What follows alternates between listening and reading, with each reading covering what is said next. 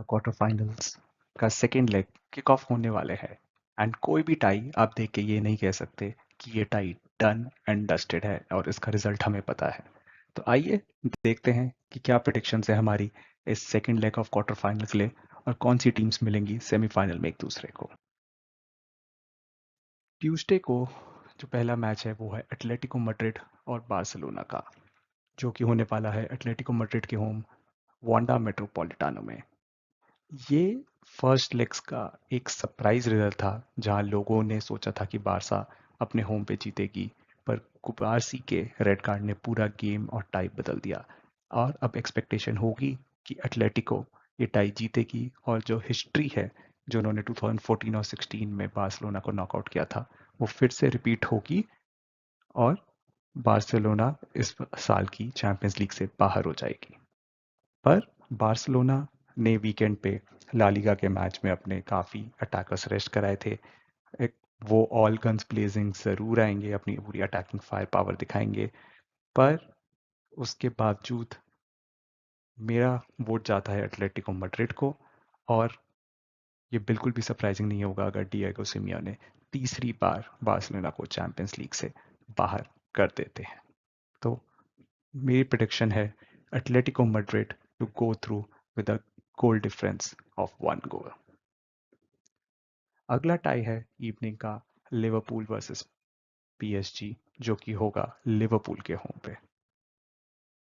PSG ने अपने home पे जो 2-0 की विक्ट्री ली उसको देख के कोई भी सरप्राइज नहीं था। लिवरपूल की जो फॉर्म चल रही है इस साल लीग में और पीएसजी जैसा परफॉर्म करके क्वार्टर फाइनल्स में पहुंची थी, दोनों ही एक ही रिजल्ट की तरफ पॉइंट कर रहे थे जो कि था 2-0। पर एनफील्ड और एनफील्ड का magic, specially on a European night, इसको आप डिस्काउंट नहीं कर सकते हैं। पीएसजी के लिए कहीं से भी ये मैच इजी नहीं होने वाला है। एक कंट्रोवर्सी जो रहेगी इस मैच में वो ये है कि पीएसजी ने अपना जो वीकेंड का लीग का गेम था which was against RC lens, उसको पोस्टपोन कराया। तो ये साफ दिख रहा है कि फ्रेंच लीग फेवर कर रही है और चाहती है कि पीएसजी जो उनका क्लब है आगे जाए, और इसमें कोई गलत बात नहीं है। हर लीग चाहेगी कि हमारा क्लब आगे जाए जिससे उनका कॉफिशिएंट बेटर हो और उनके ज़्यादा क्लब्स यूरोप में पार्टिसिपेट कर पाए।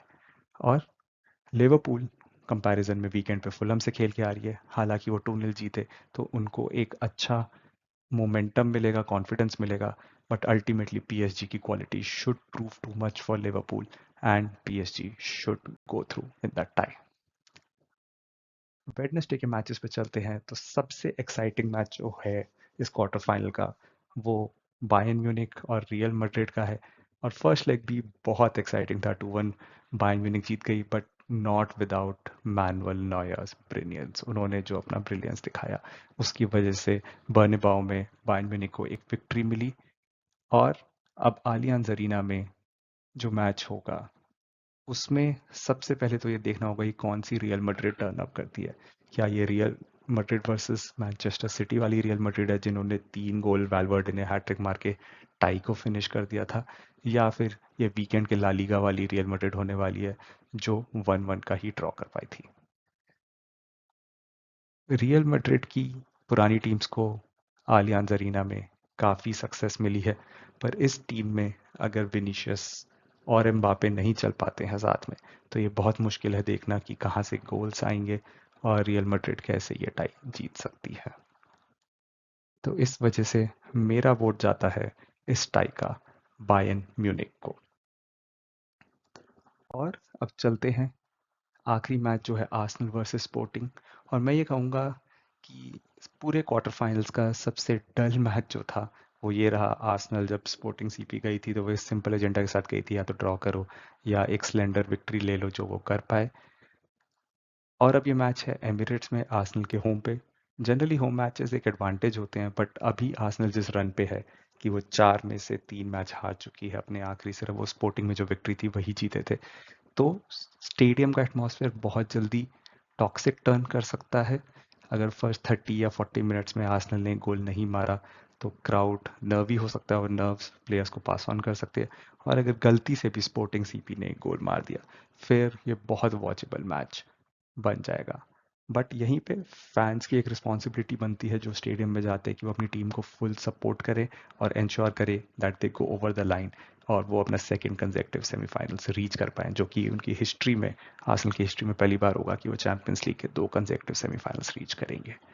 तो मेरा वोट है Arsenal to win by slender margin, possibly one maximum 2 goals, but they will go through to the semifinals. तो इस रिजल्ट से क्या बनती है हमारी सेमीफाइनल की लाइनअप? तो हमारी प्रोडिक्शन है सेमीफाइनल होगा पेरिस और बायर्न म्यूनिख के अगेंस्ट, और दूसरा सेमीफाइनल होगा एटलेटिको मैड्रिड और आर्सेनल के अगेंस्ट। तो देखते हैं, 2 दिन बाद मिलेंगे दोस्तों देखने के लिए कि प्रोडिक्शंस कितनी ट्रू रही और कितने वॉचेबल रहे क्वार्टर फाइनल के गेम्स। मेरे हिसाब से बायर्न म्यूनिख और रियल मैड्रिड का मैच और एटलेटिको मैड्रिड और बार्सिलोना का मैच एकदम क्रैकर होने चाहिए। लिवरपूल अगर एक अर्ली गोल मार लेती है 20 मिनट तक, तो वो गेम भी बहुत वॉचेबल बन जाएगा। तो मिलते हैं 2 देश में और देखते हैं क्या रहता है फाइनल स्कोर। धन्यवाद। आपको क्या लगता है कौन होंगे सेमीफाइनलिस्ट? हमें कमेंट सेक्शन में ज़रूर बताइए। Thank you.